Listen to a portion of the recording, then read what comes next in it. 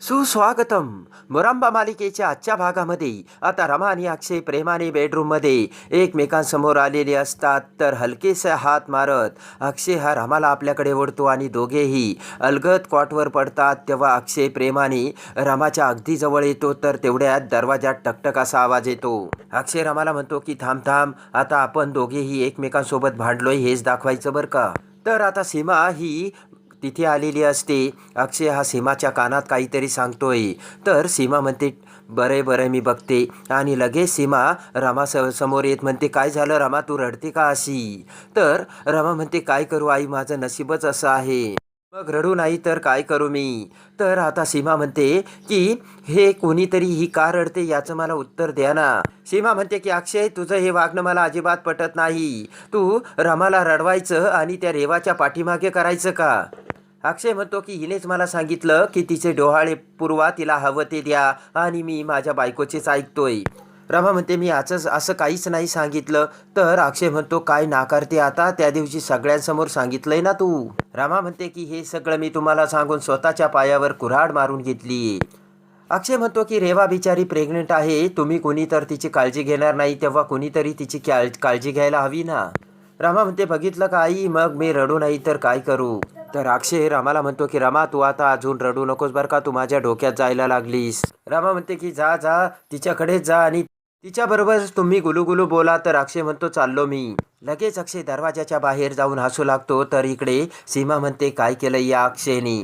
तर आता इकडे रमा सीमाला म्हणते की आता डोळ्यातून पाणी येणं सुद्धा बंद झालंय. इकडे हसतच अक्षय विचार करतो आता आई आणि मी नाटक करतोय हे रमाला कळलेलंच नाहीये आणि रमा आणि मी नाटक करतोय हे आईला माहित नाहीये. आणि अक्षय म्हणतो की ही तर गंमतच गंमत आहे आणि मधल्यामध्ये मलाच हे दोन्हीकडूनही नाटक करावं लागतंय. तेवढ्या तिकडे मंगला मावशीचा अक्षयला फोन येतो आणि मंगला मावशी म्हणते की अहो जावई बापू 4 दिवस झाले आमचे हे अजूनही घरी आले नाही. मी पोलिसात सुद्धा गेले होते पण ते ऐकूनच घ्यायला तयार नाही. ते ऐकून अक्षयला मोठा धक्का बसतो. तर मंगला मावशी म्हणते की हे गेल्यानंतर रमाला सुद्धा मी फोन केला होता, रामाने तुम्हाला काही सांगितलं का. तर अक्षय म्हणतो हो हो. अक्षय म्हणतो रमा मला म्हणाली होती पण घरात खूप गोंधळ चालू होता ना. मावशी म्हणते की अहो कावेरी सुद्धा ऐकून घेत नाही. ती म्हणते की जाऊन जाऊन कुठे जाणार, येईल ते परत. तेव्हा अक्षय मंगला मावशीला म्हणतो की तुम्ही काही काळजी करू नका, आम्ही लगेच येतो. ताबडतोब इकडे अक्षय हा आता रमाकडे येत म्हणतो की पंकज काका अजूनही घरी आलेले नाहीयेत रमा, मला मावशीने फोन केला होता. तर आता रमा म्हणते की मी त्या दिवशीच हे सर्व बघायला हवं होतं, खरं तर मी विसरूनच गेले. पण तेवढ्यात शशिकांत दरवाज्यात येऊन त्यांचे ते बोलणे ऐकू लागतो. तर अक्षय म्हणतो तू काही काळजी करू नको रमा, आपण आत्ताच तिकडे जाऊ आणि त्यांना शोधू. कुठे गेले असतील बरं हे पंकज काका. तर इकडे शशिकांत ते ऐकून म्हणतो की आता ते कधीच घरी येणार नाही आणि ते देवाच्या घरी जाणार. इकडे आता त्या गुंडांनी पंकज काकाला एका टँकपोत घातलेले असते आणि ते पंकज काकांना घेऊन जात असतात. तेवढ्यात शशिकांत त्यांना फोन करतो आणि विचारतोय कुठे आता. ते गुंड म्हणतात की अहो रस्त्यातच जाऊ राहिलोय पण थांबून थांबून जावं लागतंय ना. शशिकांत म्हणतो की त्या पंकजला गायब केलं ना या रमाला चांगलीच अद्दल घडेल. तर तो गुंड म्हणतो ही रमा कोण. तर शशिकांत म्हणतो ए गप गुमान, तुझं काम कर, तुला काय करायचंय.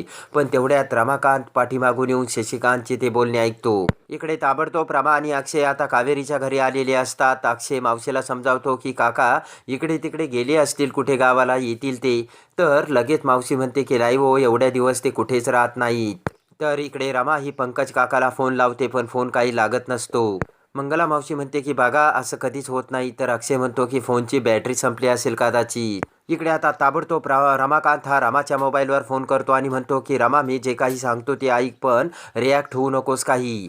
शशिकांत दादाने कुणाला तरी फोन केला होता आणि पंकज काकाला ते कुठेतरी लांब घेऊन जाणार आणि तिथून ते कधीच परत येणार नाही असं बोलत होते. ते ऐकून आता रमाला मोठा धक्का बसतो. अक्षय म्हणतो रमा काय झालं. तर रमा म्हणते की काही नाही, ते घरात चालू होतं. तर आता इकडे अक्षय विचार करतो की पंकज काका कुठे गेले असतील. इकडे आता त्या गुंडांनी पंकजला टेम्पोमध्ये बांधून ठेवलेले असते.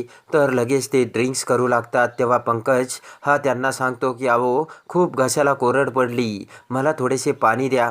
तर ते गुंड म्हणतात की आमच्याकडेच पाणी नाही तेव्हा आम्ही हे पितो आणि सारखं पाणी पिलं ना तर तुला बाहेर जावं लागेल. पंकज म्हणतो की अहो मरणाऱ्या माणसाची शेवटची इच्छा तर पूर्ण करा.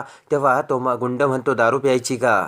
पंकज म्हणतो की अहो तुमची घराची सर्व प्रगती होईल, तुमच्याकडे पैसा येईल, फक्त मला एकदा माझ्या भाचीचा फोटो बघू द्या. एवढ्यात पंकज काकाला ते गुंड मोबाईल देतात. तर पंकज काका त्यावरून रमाला मेसेज करून लोकेशन पाठवतो आणि लगेचच रमा म्हणते की मला लोकेशन मिळालंय आणि अक्षय तो फोन आपल्या हातात घेतो. तर अक्षय त्या मोबाईलवर फोन लावू लागतो. तर रमा म्हणते की त्यांना फोन लावू नका, त्यांना कळेल, आपण लगेचच त्या लोकेशनवर जाऊ. तर आता शशिकांतने नैनाला कसे पळवले होते आणि आपण सायकलवरून जाऊन तिथे नैनाला कसं सोडवलं होतं हे सर्व आता लोकेशनवरून रमाने काढलं होतं हे आता रमाला लक्षात आलेलं असतं. तर इकडे मंगला मावशी रडू लागते. तेव्हा रमा म्हणते मावशी तू रडू नको, आम्ही तिथे जातो आणि पंकज काकाला घेऊनच येऊ. तर मावशी म्हणते की हो हो घेऊनच या बरं का त्यांना. इकडे आता ते गुंड संध्याकाळ होताच पंकजला म्हणतात की असाच तुझा प्रवास आता मुंबईतून बाहेर कोचपर्यंत आणि त्यानंतर तुला डायरेक्ट मलेशियाला पाठवणार आणि तिथे तुला काय काय काम करावं लागणार. आणि लगेचच पंकज नाटक करत म्हणतो की मला शिवला जायचंय.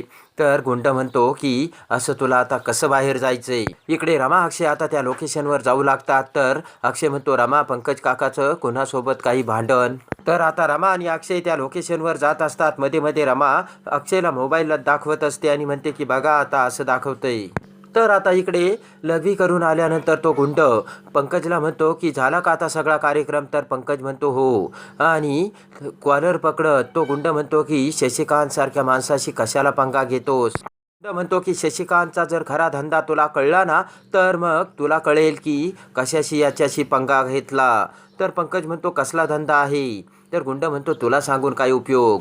गुंड म्हणतो तसा सुद्धा तू आता जाणारच आहे. पंकज म्हणतो हो मी जाणारच आहे. तर मग सांगून टाका. तर लगेच तो गुंड म्हणतो ड्रग्जचा. तर पंकज घाबरतोच म्हणतो की अरे बापरे ड्रग्जचा. तर आता इकडे पंकज खूप घाबरतो आणि ते गुंड आपापसात बोलत हसू लागतात आणि म्हणतात की याला माहिती बी नाही तो माणूस कोण आहे आणि आपापसात ते आता बोलत असतात. आणि लगेचच पंकज मोठ्याने शशिकांत मुकादम असे नाव घेऊन ओरडतो. तर ते गुंड लगेच पाठीमागे पळतात. तर पंकज तेथून पळ काढतो पण एक गुंड मोठा दगड घेऊन पंकजच्या पायावर मारतो आणि पंकज खाली पडतो. पुन्हा ते गुंड पंकजला पकडतात आणि म्हणतात की हरामखोर पळून जाण्याचा प्रयत्न करत होतास का. आता जर पुन्हा पळून जाण्याचा प्रयत्न केला तर आत्ता दगड तुझ्या पायावर लागला पण नंतर तो तुझ्या डोक्यात बसेल आणि मग तुला कायमचं वर जावं लागेल. आणि लगेच ते गुंड पंकजच्या तोंडाला रुमाल गुंडाळतात आणि म्हणतात की चला टाका रे याला टेम्पोत. आणि सर्वजण आता पंकजला धरून पुन्हा टेम्पोमध्ये चढवतात. तो गुंड दुसऱ्या गुंडाला म्हणतो एक काम कर बाटली घेऊन ये, रातभर आपण इथे डाव टाकू आणि इथंच ताणून मुक्काम करू आणि दुसऱ्या दिवशी याला कायमचं पाठवू. तर तो दुसरा गुंड लगेचच तेथून निघून जातो. तर इकडे दुसरा गुंड आता पंकजचे हात पाय करचटून बांधून पुन्हा त्याला टेम्पोमध्ये घालतो. आणि आता इकडे रमा आणि अक्षय त्याच ठिकाणी आलेले असतात. तर ते गुंड इकडे दारू पिऊन पत्ते खेळत असतात.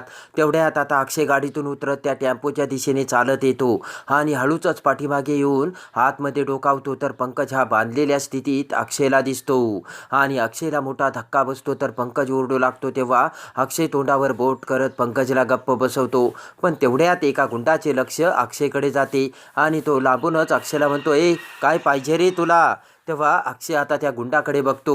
तर आता रमा आणि अक्षय त्या गुंडांना चांगलाच धडा शिकून अद्दल घडवत पंकजची कशी सुटका करतो आणि आता शशिकांतचे भयानक सत्य समोर येऊन आता अक्षय शशिकांतला कशी जन्माची अद्दल घडवतो हे बघण्यासाठी आणि मुरंबा मालिकेच्या डेली अपडेटसाठी आपल्या चॅनलला लाईक करा, सबस्क्राईब